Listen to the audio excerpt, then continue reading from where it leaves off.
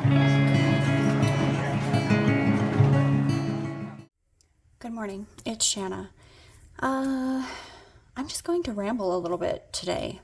And if you're interested in sitting here and listening to that while you do your laundry or pay your bills, thanks for being here.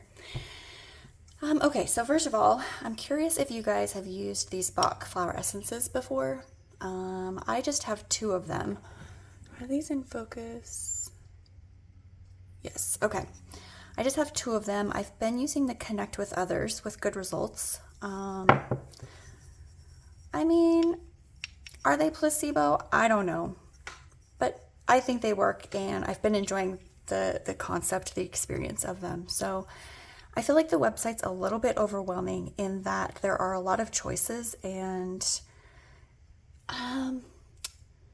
it's hard sometimes to kind of navigate like what I'm looking for exactly. So I was wondering if you guys use them and you have a favorite or multiple favorites, what they are and what you use them for. I would love to hear about it. So yeah, that's kind of my little intro to today's video. Second is the year in the Wildwood. I'm going to be starting this with my daughter here on November 1st. And if you guys want to participate, if it's something that you've been meaning to do and haven't done yet, I would love to have you join us. I'm not doing like a formal deck study or anything like that. But if you want to follow along, come back here. I think each month I'll do kind of a recap of that month. And I would love to hear how it's going for you as well. So essentially, this book takes you through, there's like a kind of how to use it, takes you through each of the Sabbats, and gives you a set of cards from the Wildwood deck to use and experience, essentially. I know most people have seen this, but just in case you haven't, the Wildwood Tarot has been out for a while. It's the same artist, I believe, if I understood correctly, as the Druid Craft. So it's beautiful. It feels like it could be a wintry deck. I mean, obviously this one does. And it's strange and intriguing, and it's been calling out to me for some time now. So I thought using this A Year in the Wildwood along with it would be a good way to answer that call, so to speak. This is the book that comes with it, but it's separate. This is a whole separate thing. So if you want to participate in this, you do have to get this book. However, you can get it on Kindle, and it's a little less expensive. The book itself was $24.99, I believe, which seems like a lot, but the creator of it is just an indie creator. I think it's just a lady who created this and then was generous enough to make the book. So, it's not a big entity that's gaining money. It's just a lady who was kind enough to create it for us to use. So if you're so inclined, you can also get it on Kindle. Either way, I chose to get the book. I actually do have it on Kindle, but chose to get the book so that I could do highlighting, because I'm a pretty visual person. I like to have it out while I'm playing with the cards. So I'm going to be starting on November 1st, and you go through February 1st for this particular section. So basically you're given a set of cards that you are working with for this particular time. And then for every, I guess this is kind of the intro to this specific one. And then every 8 days you have another set of cards. Kind of a talk about, and then you've got a couple journal prompts. Some of them are a little bit longer, like this one has 5 journal prompts. So the first, through the 23rd of November. I guess some of them are longer than 8 days. I don't really know. Maybe if I read the whole thing more carefully, I would understand the dates more. And maybe I will eventually. But as it is now, looks like it's anywhere between 8 and 22 days, give or take. So that's my goal. I'm looking forward to it. I think it seems like something I can incorporate into my regular daily journaling, which brings me to I wanted to show you how I intend to incorporate the journaling. So I just created, because this is a happy planner and you can add and remove, rearrange pages easily, excuse me. I've just created a couple specific pages for this activity and decorated it, you know, so that I could tell it apart from my regular journaling. So that's that. And then I think each month I'll do a page or two similar to this. I just, you know, I made this kind of a Dutch door style with washi.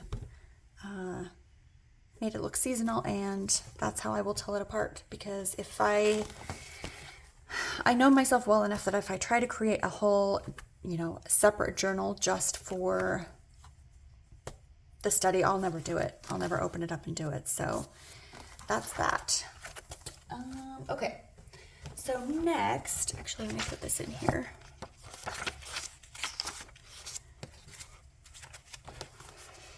So one of my last videos, I talked about that I registered for a half marathon that's in November of 2025, and how I'm incorporating tarot and spreads into that training cycle. So each month I want to come on and share with you the monthly spread that I will be doing, and just kind of discuss, because it gives me some motivation, it gives me a reason to play with tarot, and I like to talk running. But since this is a tarot place, a tarot channel, I'll keep it to tarot. I won't bore you all with running things, because I know most of tarot and running community doesn't always cross over. So this is the spread that I'll be using every month. It's called the training cycle. There's a physical aspect, a mental aspect, a spiritual aspect, and an emotional aspect. So you'll draw one card for each of those. And I have, so essentially these little stickies. So each of these, so this one's like a quarterly, so I won't start this one until May. And because I'm a planner, I went through and dated each of these so I know when to use it. Saturday, August 2nd. And this one, I guess this one's like every 4 months. So I'll do it in January, April, June, and July. And then this first one is kind of an explanation of the spreads and how to use them in case I forget. So, you know, and especially if I do this and then it's 2 years before I do it again, I wanted to be able to remember how I was using these. So we're going to do the training cycle this time, this video. I haven't done this. I don't think I've done, no, because I did the other one. I haven't done this yet. So this was the first time I'm doing it, and I'm excited because I kept meaning to do it all month of October, and I haven't had time. So I thought this was a perfect opportunity, and to be able to share it sounded like fun. So first card is physical aspect, my body's current state and needs. And I know I mentioned it in the last video when I talked about this, but you can incorporate this spread for any kind of goal that you have.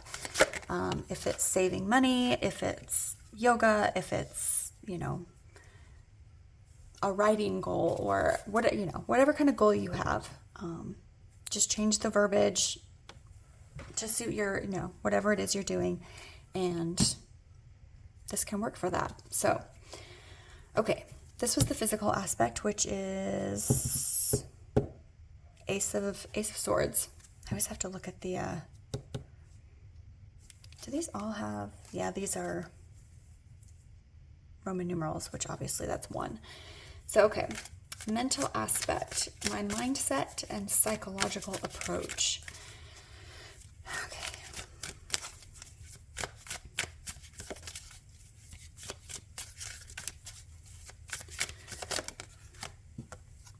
Oh, interesting. Very interesting. Given that's the brain, that seems very suited. Okay. Okay, spiritual, the deeper meaning or purpose of my running. I do like to take jumpers. Oh, okay. Not opposed to 2.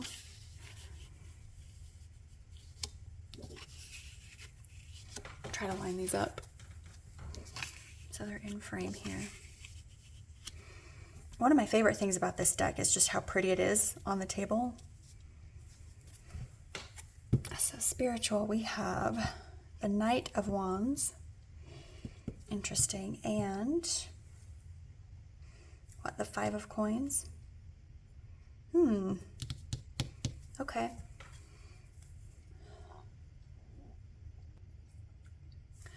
All right, next we have emotional aspect, my feelings and passion for running.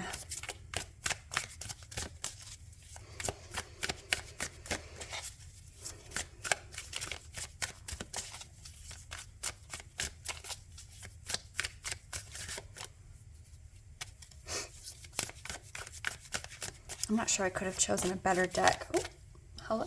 Okay. So, Five of Wands for emotional aspect. All right. So, physical aspect, my body's current state and needs. So, we've got Ace of Swords, focus, the very beginnings. Yeah, for sure, the very beginnings. Even though I've been running for a while, did I mention already? I took a break for a couple of years, which, you know, is more than a break. I stopped running for a couple of years, but I just started back in May. So yeah, I do feel like I'm still at the very beginning of this process.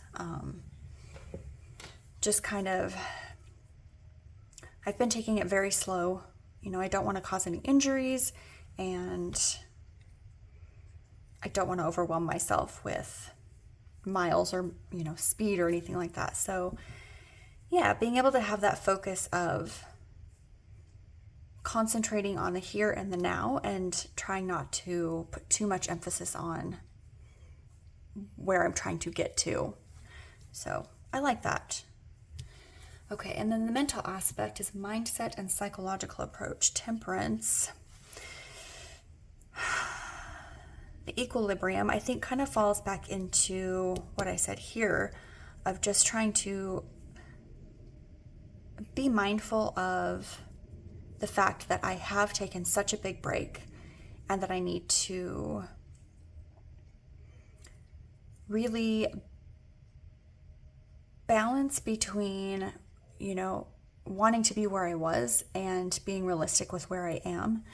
So, and sometimes that's kind of difficult because I am a lot slower than I was, you know, when I was at my running height, my running heyday. So yeah, I feel like this image, even just, you know, where they're kind of like balancing the brain, you know, because I have those conversations while I'm running. Like, what am I even doing? Who do I think I am? You know, that kind of imposter syndrome can sometimes rear its ugly head. So yeah, okay. Spiritual aspect, the deeper meaning or purpose of my running. So the Knight of Wands, the deeper meaning or purpose. So for me, because the Knight of Wands is all about action and fire and passion. Yeah,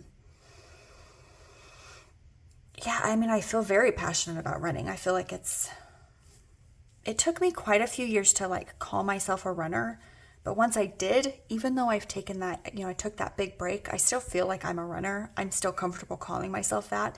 And I think that passion shows, and I think that's kind of reflected here. So being able to acknowledge that for myself is important. And then the Five of Coins, kind of that, the setback. Okay, the spiritual. So despite calling myself a runner, I do feel like I was in a setback and I caused it myself, right? Like I intentionally chose to step back from running.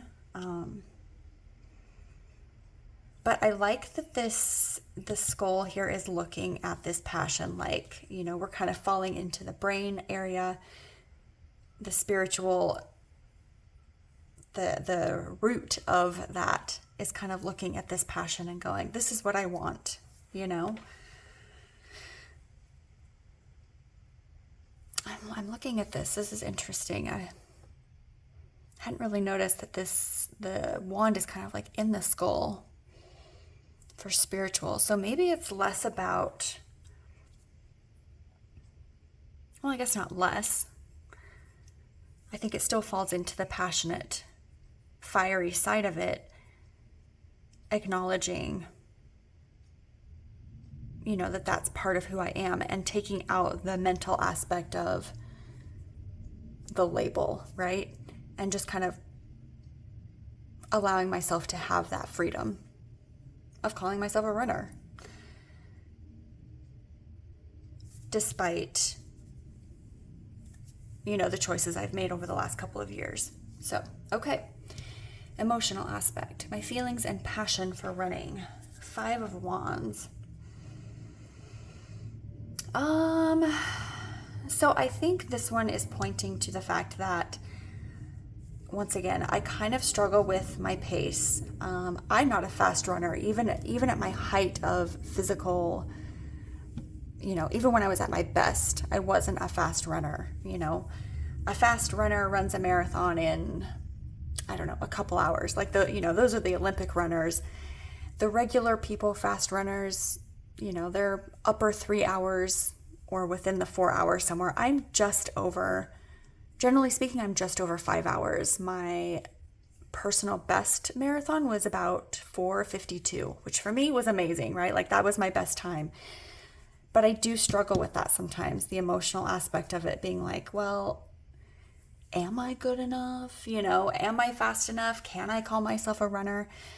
But one favor that I've done for myself is I started following, I don't follow a ton, just a handful of Instagram runners who are self-proclaimed, if I could speak, self-proclaimed slow runners. And that's been a great motivation for me, just being able to see someone else who, what, you're a runner if you're running.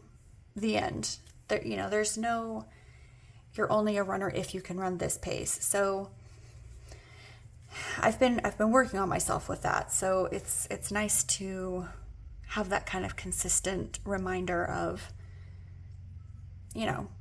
stop beating yourself up. Just go out there and run. And yeah, the wands, again, that passion definitely still comes into play here. So yeah, so this is my October monthly training cycle spread, and overall, I very much like it. So just, I think that's kind of all I have this week. Kept it short, sweet, simple. I just wanted to say thank you again for being here and commenting if you decide to, and sharing this space with me. So I hope you enjoy the rest of your week, and I will catch up with you guys next week. Bye.